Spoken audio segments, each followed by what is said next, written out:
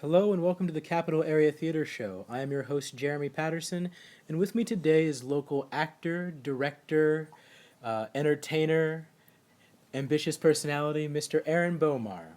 Hey Jay, How you doing, Mr. Bomar? I'm okay, man. So, uh, with some of the other interviews I've done, I've been sitting down to talk to people in capacity of working on a specific show. But with you, I'm kind of looking to get your history and your background as far as your theatrical training or your interest in theater and that kind of stuff. So, tell us a little bit about yourself. Okay, I'm originally from Cincinnati, Ohio, and I moved here in 1998. Um, in 2006, I changed my life, and one of the things that I decided to do differently was I decided to go see a play. Okay. And the play I went to go see was Christmas Carol. And in the sixth grade, I played the ghost of Jacob Marley in A Christmas Carol. And I really enjoyed it. And people liked me. But I never pursued theater or anything like that. Yeah.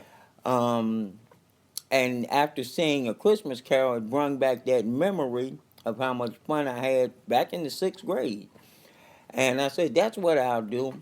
I'll take a acting class, and um, maybe we'll do some skits in front of the class, and maybe something in front of an audience. You Okay. know, Now, hold on real quick, not to cut you off.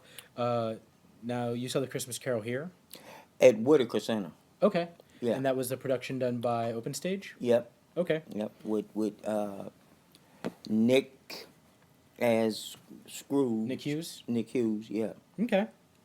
And I took the adult acting class at Open Stage Okay. and did okay in there. I guess it was a class, you know. Yeah. And one of the things they touched on was auditioning. So shortly after that class was over, there was an audition in the paper for a show at Open Stage. Okay. And I said, well, let me go see how I do. And I just went there to see how I would do an auditioning, and I got the part. Okay. And the funny thing is that they called for the part. They were looking for one African American male. Okay. Okay, so the funny part is that when asked by other people what part did I play, I say the black guy. Yeah. So Now, what show was this? this show was called Well by Lisa Crone, Okay. and the next thing I got a review in the paper, and the review said Aaron Bomar makes a impressive theatrical debut with playing characters both young and old. So that stroked my ego, Yeah. and I was hooked, you know. Yeah. But I was really hooked from the whole process of it, from uh, watching the stage get built, the scene get built, and the whole process, you know. Yeah. And so that was my first show, and with the review like that, I said, okay, this is my thing, Yeah. you know. And so I went to audition for Shakespeare, and to see how I would do there. And the funny thing with that was that their audition process was different, Okay. which was great for me as an actor to know this. And I got a call back Now, this was at Gamut at Theater. Gamut Theater, yes, Okay. with Clark Nicholson. It was for Julius Caesar. Okay. Now, just to show you how much I knew about theater, I asked the people, I said, now, this isn't a musical, is it? So they kind of looked at me like, wow, this guy, he don't know nothing. But I got a part in it. Okay. And that was my first experience with Shakespeare. And now, knowing what that process was like, I felt more comfortable going to audition for other things. And I've been in a couple of shows at Gamut, Richard III, and To Kill a Mockingbird. Um, that's all I can remember at Gamut. However, I'd like to go out and do some more work with them. It's a wonderful company to work for. The people are out of sight. Um, so then I was back at Gamut, and I mean back at Open Stage, and after Richard the Third, the next show we were doing was Jitney Okay. at Open Stage, and this would be my first all black show. Yes. And it was by this guy named August Wilson. I had never heard of August Wilson. Let me take that back. When I was doing the class, and Alcedek spoke about August Wilson and said I should try and do some of his work. Yeah. And I was still didn't know who August Wilson was. And so when Jitney came up and I got a part in that, I was pretty excited about it. And I was with Daniel Fordham, Ronnie Banks, John Trey Williams, his wife, and Stephen Ross, and Frank Henley, Yeah. and Cortez Jackson. And the shows that I had done previously, to me, the performances deserved standing ovations, especially the ones I had done at Gamut, because Shakespeare was a different language, and to watch that process and to see the actors bring that to life and make it understandable, Yeah. to me was like, wow, this is great Yeah. acting. You know, I put Shakespeare on a level up there. So my point is that I figured that I was surprised that they didn't get standing ovations. They got sitting ovations, but it wasn't a standing ovation. And I expected, because I thought the performances, if I was in the audience, I would have been compelled to stand up Yeah. because they were that good. And when we did Jitney, we had some issues at first about um, some line memorizing and things like that. And one of the things that I had gotten from Shakespeare was that, because I felt like a how you say it, a fish out of water Yeah. in Shakespeare, Yeah. Yeah. because the people that were doing that had done that before. As I said, I thought it was a musical. Yeah. Yeah. So I, um, I felt like a fish out of water, and in order to let those actors know that I deserved to be there, I worked on my lines and made sure that I had my lines and that I was there so that you would respect me. Yeah. You will at least respect me. You know, I may not be at the level you are, but you're going to respect me. Yeah. So, the line memorization thing came into play there. So I wanted to come into each show letting the director and the other actors know that I'm for real. That, hey, I'm here to do this and do it right. Yeah. And with Jitney, that was the first show that I had done that we got a standing ovation. And we got 12 standing ovations out of 15 shows. Okay. And I got hooked on Wilson. And Wilson, the language of his shows is like what Shakespeare did, except it's in the realm of black theater. Yeah. Because it's a poetic language, and it is both violent and um, enlightening language. It stops and makes you think. Yeah. And I got hooked on Wilson. It was like, wow, this guy is really great. He gave each of his performers, each of the people on the show, their own. They each had their own spotlight at some point in the show. So it was never like there was one star of the show. Everybody had a chance to be a star at some point Yeah. and show their chops. And I really loved that because um, excuse me. Mm-hmm. That's fine. Okay, we're back. Okay, so You were talking about your work with August Wilson's material. and Open Stage has done 6 August Wilson shows, and I've been in all of them. Yes. I had the pleasure of meeting you for piano lesson, Yep. and now I don't know if I ever told you this, but when we were auditioning, you were there, Mm-hmm.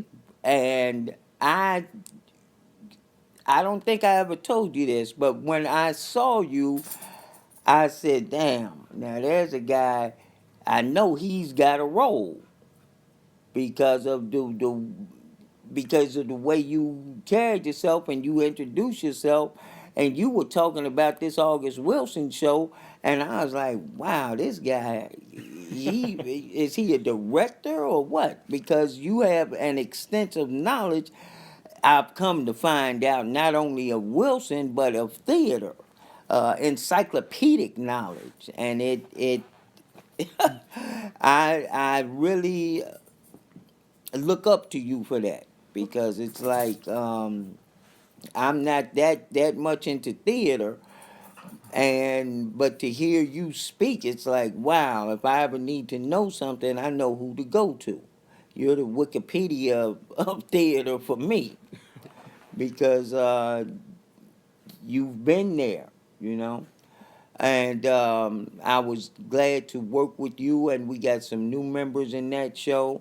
Yeah. And my process has been that um, we worked with different cast members. We've had somewhat of an ensemble for 3 or 4 of the shows. This Yeah. last one that we did, Two Trains Running, brought back Danny Fordham and Ronnie Banks, and then it added some new people Yeah. in there, and that's always a pleasure to work with new people. And even though I miss the old hands, it was good to have some different people working with, you know. Yeah, for sure. Um, and I look forward to doing other plays. As much as I love Wilson stuff, there are other black playwrights out there that I was introduced to by you, Yeah. that I would like to see their shows done. And They deserve to be done. They need to be heard, really. yeah, for sure. Now, you said earlier you're the only person I believe who's, other than the director Don Alsadek, who's done all of the plays of August Wilson at Open Stage. Now, you started out with Jitney, and then we met, like you said, on piano lesson, in which you played Avery, Yep. and then you played Toledo in Ma Rainey's Black Bottom, Mm-hmm. then Bynum in Joe Turner's Come and Gone, then Bono. Bono in Fences, and now most recently, like you said, Memphis in Two Trains Running. Yeah. Now, that's a lot of material, and I know it's an unfair question to ask an actor to say, okay, well, pick a favorite monologue or favorite moment that you had, but if you had one that comes to mind quickly from any one of the shows. Well, Memphis and Two Trains Running has been my favorite role so far. When I read that script, I said, "Well, wow, that's me. I can play that." Yeah. And I got the part, and he had so many monologues in there that the one that I had the hardest time memorizing was the monologue where he's talking to West about when West wants to offer him $20,000 and give him 15 up front and give him 5,000 later. And I tell him that I see what you're doing, and you're gonna string me out for the 5,000 while he collects money. And he says, "Well, that's the way you do business." And then I go into this monologue about how I understand that and how my mule got killed and how my land got taken away from me and um, about how I'm gonna go back one of these days and get my land. That monologue and the one at the end of scene at the end of Act 1, where I come from the court and they have offered me $15,000 for my property, and I ain't gonna settle for anything less than 25,000. And then I go on and tell them how my mother died sitting by the window all alone, and what I had to go through to go down there. Those two monologues are my favorite. I had just seen a thing, I think on Facebook, that they have August Wilson monologue contest. Yeah, they do the competition. It's for high schoolers. Okay, It's for African American high schoolers across the country. You can pick one and perform it, and I believe they end up doing the finalists in New York City, and Kenny Leon's judged one or two, and I believe Viola Davis has been in attendance. But yeah, so so those are the two monologues you'd say, especially from that one character, that really stick out to you. yeah. Well, I mean, it's not uh, it's not an unknown fact that I'm a big Wilson fan and that I'm a big fan of the work that's done at Open Stage. But shameless plug, that moment at the end when you came in and gave the whole speech and the essential eulogy for Hambone. That moment, man. That I've seen you do some pretty amazing things on stage, and I've seen you interact, opposite Leonard or opposite, Jordan, or even, in scenes I've shared with you. But that moment from the audience was that's one for the record books. So Wow, thank you. That too was one of the harder ones to put down to memory, and again, one of my favorites. And I didn't include it here because I didn't know how I came across. Because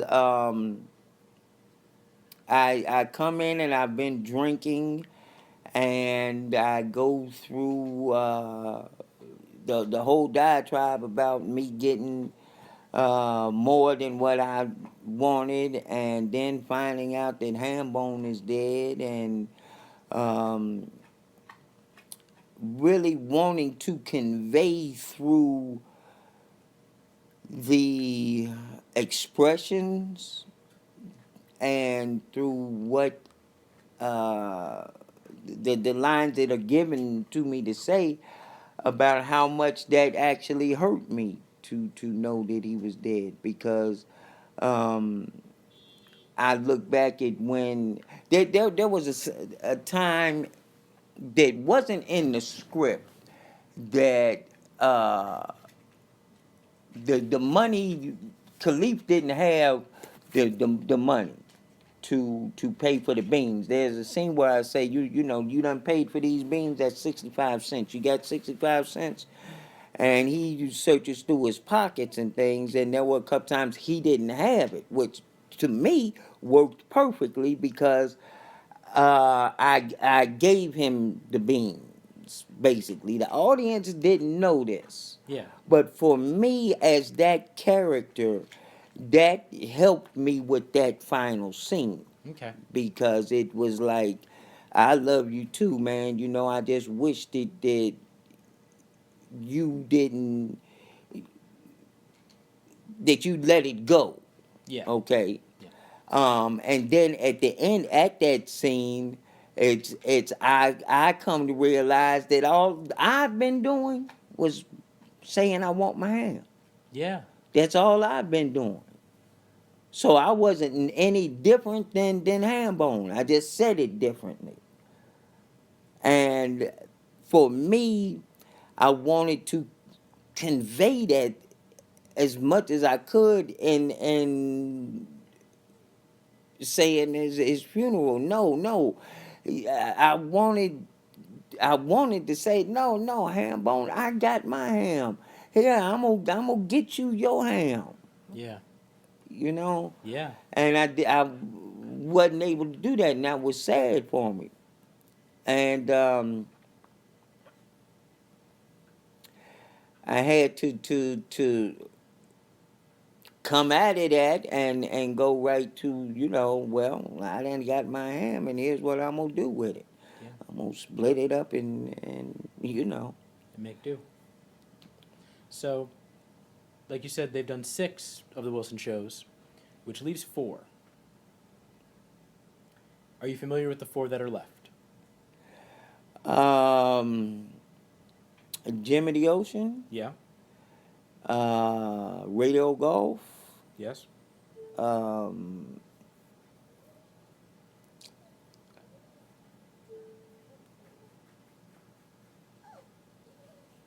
the backyard play. Yep. The 7 guitars. 7 guitars, I'm and sorry. King Headley the Second. King Headley the Second, yes.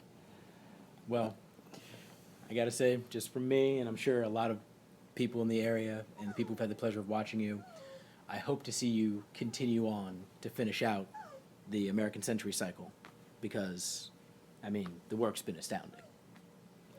Well, coming from you, that means a lot to me, man, because like I say, I get up there and I have fun.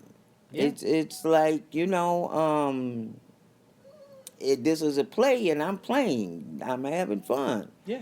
And when I have the talent that's up there with me that is bringing it to, there's no feeling like that in the world. It's like any kind of sports team. You going to the Super Bowl or the World Series or something because you're that bad. Yeah. You know you good. You know. Yes, sir.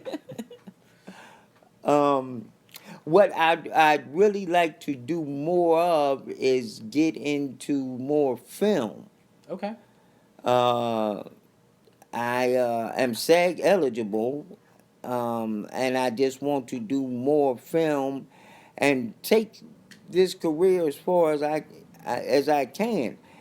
I am in deep gratitude for the people that come to see the shows and enjoy the performances that I give. I gotta be honest though. Again, I'm just having fun. I don't feel like, you know, um,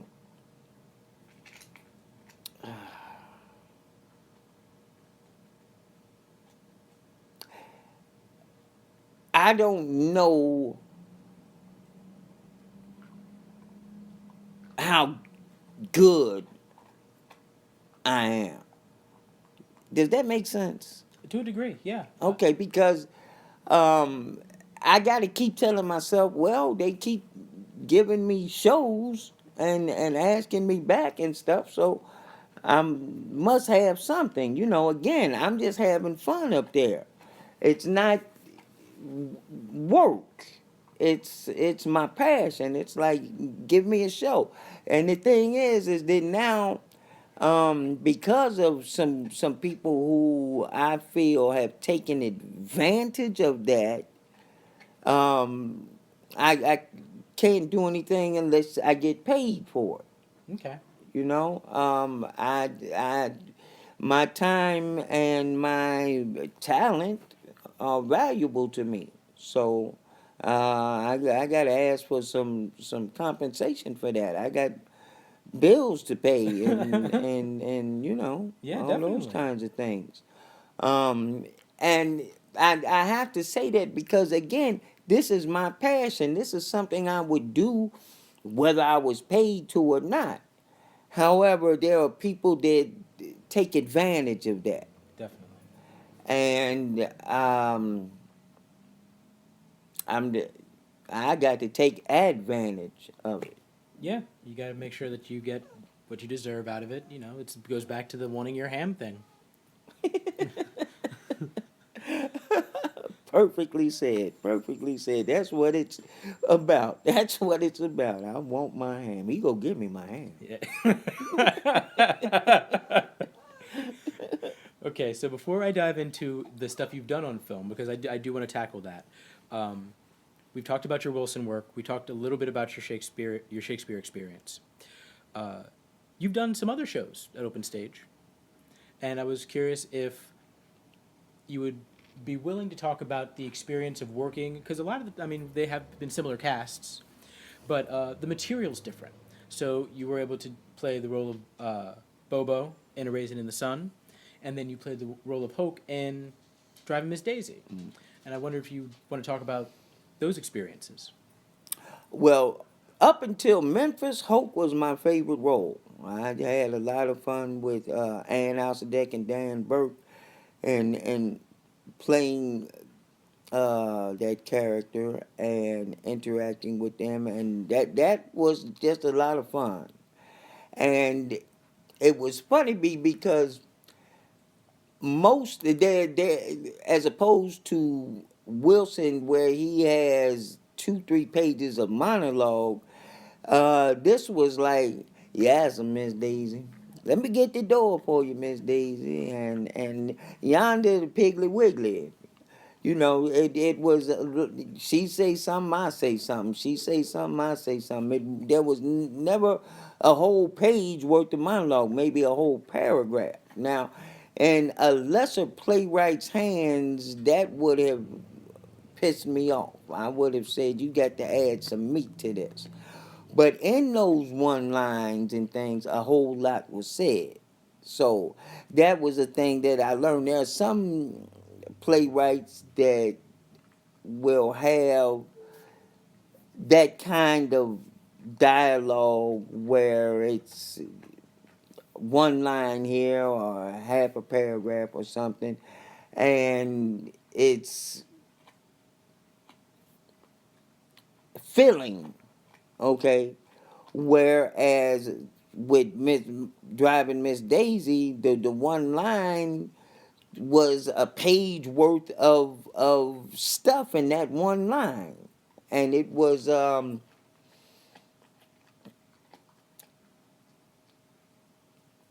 a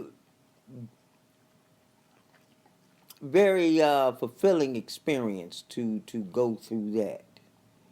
I really appreciated that role, and would love to do it again. Would love to do it again. Um, and I got a wonderful picture of me playing that role by a great artist. Okay, okay. Um, and there was another show that we did called The Curse of the Starving Class. I had a minor part in that I played this gangster that comes in, Emerson, and that was fun. That was fun. The other one that I did, Bobo. That's another example of few lines having a lot of meaning, Yeah. and to come in there and be able to execute that properly was a challenge. That was a real challenge, and I was grateful for that role because we had that was right after Driving Miss Daisy and another show I was involved in at the time that it worked perfectly for me to have that role. But Yeah. I was glad to put that on my resume. Um, and I'm looking forward to there's some great things happening at Open Stage that I'm looking forward to come to fruition. And I, again, much as I love Wilson and want to go through the whole century cycle, I want to see some other black playwright shows put on. The motherfucker with the hat. I want to see that done. Yeah. I want to be in that. So um, so so the work of Stephen Adley Gurgis is up there for you as well as Wilson. uh, I'd have to do it. You'd have to do it to know. Yeah, Okay. yeah. Um, there now again, I defer to you because I can tell you the name of the play, Yeah. but not the name of the playwright. That's fine. Um, there's a play, one of the first plays that I seen when I was younger was What the Wine Sellers Buy, Okay. and that is a show that I really want to do. Uh, I mean, I was like maybe 13 or 14 when I seen this in Cincinnati, and I remember saying, "Wow, that is a show that um, I would love to do." And it's funny that I say that because at the time I wasn't pursuing any acting career. That's why I say I don't know that I'm good because I'm just having fun. I got into this whole thing because Ann answered that when we were taking the class. She said, "Why did you come to take this class?" And I said, "I just want to have some fun." And and that's what I've been having Yeah. since then. Um, I went down to Baltimore and D.C. and did some film work down there, but it hasn't seen the light of day. Yeah. However, it did get me SAG eligible, so it's good, and I'd like to work with some of those people again. But I'd really like to see um, the stuff that we did. Yeah. I did a thing for the ID TV, Bleeding Heart for the Southern Fried Homicide um, series. And the thing that I liked about that was that you seen me Yeah. in it, and it wasn't like, wait a minute, wait, oh man, rewind it.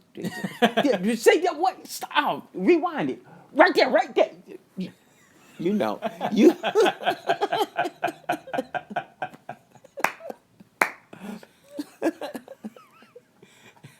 Very, very, very much so. So, so having done those, you've actually worked with a local filmmaker in a very strong capacity. You've worked with Daniel Fordham, who you've not only worked with in film, but you had mentioned earlier you've done about 5 shows with on stage. yeah. So, talk to me a little bit about your work with Daniel Fordham. Well, Danny is phenomenal. He's right now. I'm involved in his web series called Miles Handy. I play the part of Byron, who is Miles' partner, and we do paranormal investigations. Now, when Danny first approached me with this, I feel hit because of what it's about. It's about paranormal investigations. However, that leaves it open to touch on all kind of facets of life without being stuck in like the gangster uh, genre or any specific genre that is out there. It except uh, sci-fi maybe, Yeah. but it leaves it open to explore these. And Danny, as a writer, has done a great job. The thing is that I just feel that it's bigger than just a web series. I think this should be on broadcast TV. I think it's that good. You see the You know. potential in it. Yeah, yeah. And the chemistry with me and George Davis, at first, Now, George Davis is the title. Plays Miles he Handy. plays Miles Handy, yeah. And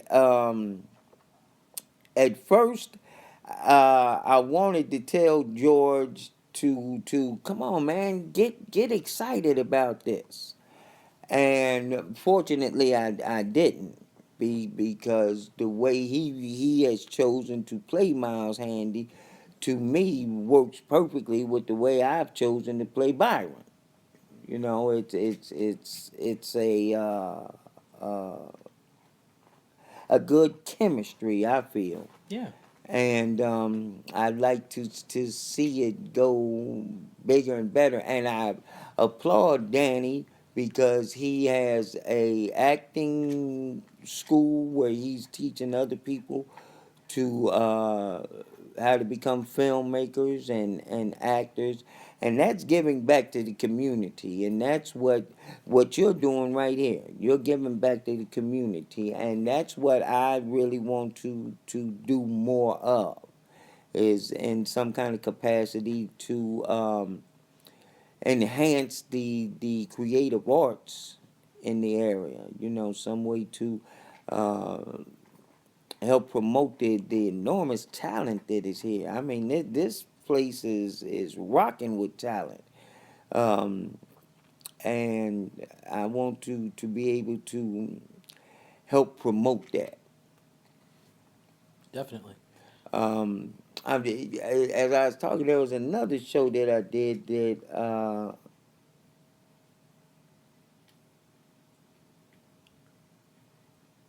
Wow, I forgot it that quick. I forgot it that quick. There was Now, is it a web series you're thinking of? no, I can't remember. Well, if you're going blank, I'd give me the chance to talk to you about your work as a director. Well, that's something that I'm new at. My first my directorial debut was with a play by Rand Wise called Our Money is Green. And it was a show that we had first done in 2011, I think. And we did it in Middletown. And the last one we did last year was down in Washington, D.C. at the D.C. Black Theater Festival. And Rand asked me to direct it. And I was also the lead character in it. And it being my first outing, I had a lot to learn. And I based a lot of my what I did know on what I had learned from Don and Clark and some of the other directors over at Gamut about how to go about the process and about the blocking and the set you know so that everything comes out in the way that it is most effective. Um, I am paid to direct Lewis Riley's motion picture play called In His Will. And we had started on that, and then we had to break for Two Trains Running, Mm-hmm. and we are in the process right now of getting back into that. But I like directing. I still have a lot to learn, but the best way for me to learn is by doing it. And as I go along, I can see where how things are going. So that's another hat that I'm putting on. I'd like to do a lot more directing. Okay. Well, that's a message out to the community to say, hey, you have somebody here who's eager and ambitious. Yes, indeed. Yes, indeed. Um, and I'd like to see more of the local artists get. There are some phenomenal writers out here that Paul Hood. I'd like to bring some of Paul's stuff to rather than just being readings. Let's bring this stuff to life. You know, Get a let's production up and yeah explore it in that capacity. yeah Definitely. absolutely absolutely. There's a guy I work with named Greg Cook who has a thing on Facebook called Another 5 Seconds with Greg Cook, and they're little short snippets. But the way he's able to bring color and life to his characters and to the scenes in little small snippets. Every time I read one, I'm like, come on, man, let's do something with this. This can really make a great movie, a series. Yeah. So I'm working to get some things put together with him. Yeah.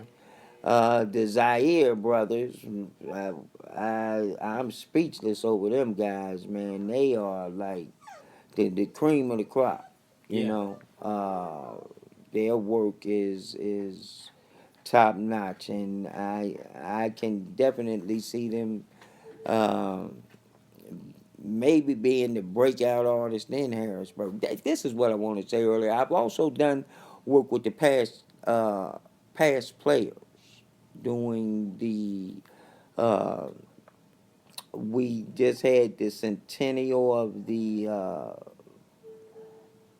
uh, Black Soldiers Review, Mm-hmm. and I was involved in that. There's a thing coming up in June in Pittsburgh that uh, hopefully I'll be participating in that. Again, this is going back to the pre and anti-slavery times where you dress up in the costumes of that period, Yeah. and you become that character for the time that you are in those costumes, and that's always also been a lot of fun to do and educational. So you to enjoy doing the reenactments. Reenactments, yes, yes. Nice. Sorry, your dog's being so friendly. I was getting distracted. That's all right, T. Sorry, right as I said that, your dog jumped up on the couch. Um, okay, so that's really cool. I like that you're involved in so many different, oops, sorry, aspects and facets of the arts in the area. Now you had mentioned earlier that a dream show would be the motherfucker with the hat, And I was wondering if there were any other shows or characters or types that you'd be interested in wanting to play moving forward. None that come to mind at the time. I'm just open to a good script, you know. Yeah. Um, I was unaware of Memphis until I got that script, and boy, was I glad to put that show on. That was wow. That show felt like, okay, this is what I've been doing this for, you know, Yeah. to get to this kind of show, and I would like to um, take some voice and piano lessons. I'm gonna tap Danny for that, Yeah. so that I can um, be more all around and as far as entertaining, you know. Yeah. Um,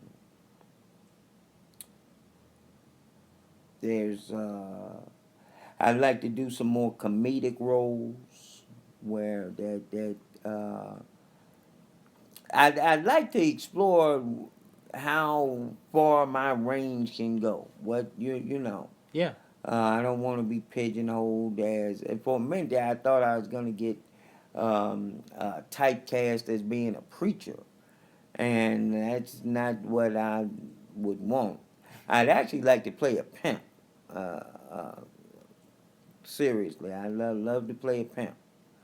Um, or a hardcore gangster type. Um, and I say that because every time I see somebody playing one of these roles, I'm like, I can do that. I can do that. I can do that. You know. Yeah. Um, and then I'd like to play uh, the daddy. You know, that stays home and takes good care of his family. And then I could go on and on about the roles I'd like to play. I'd really like to just explore the universe with the roles, you know? Yeah. Well, that's great. I mean, that's the kind of hunger that people are. I mean, it impresses me just to the fact that, like you said, you can go on and on. Yeah. You don't pigeonhole yourself. So it's nice to know that, so it doesn't seem like there's any reason for anybody else to pigeonhole you from what, I've seen and obviously what the area's seen. But, okay. So, wow, I mean, this has been really nice. I'm trying to think if I have any other big questions for you. Uh, I guess, is there anything you want to advertise as what's coming up next? You had mentioned your show with Lewis. Yeah, and we are back into getting that underway. We are in the process of getting some cameramen to shoot the motion picture part, and hopefully we may be able to put it on at open stage. I don't know, but I would say we may be ready to do it maybe by the fall or beginning early next year, Okay. depending, Um, Lewis is the producer of it, so I will go with how he, you know, is able to produce it Yeah. and get it out there. I love to work with Cash Goins. Cash Goins, I did a play of his called 6 Degrees. Me and Lewis were also in that, and we did that at the State Museum, and it's a powerful show about uh, contracting STDs and unfaithfulness, and it just touches a lot of bases. And I had the pleasure of meeting Cash and working with him on this, and he just recently did 2 Trains Running, or it may still be showing, but he's doing 2 Trains Running in Philly, Okay. and I'd love to do some more work with him. Leonard Dozier, of course. I always looking forward to working with Leonard. Yeah. That's like my when we first met, it was just an immediate click, you know. And I'm looking forward to some projects that he has in the making, and just moving my career forward.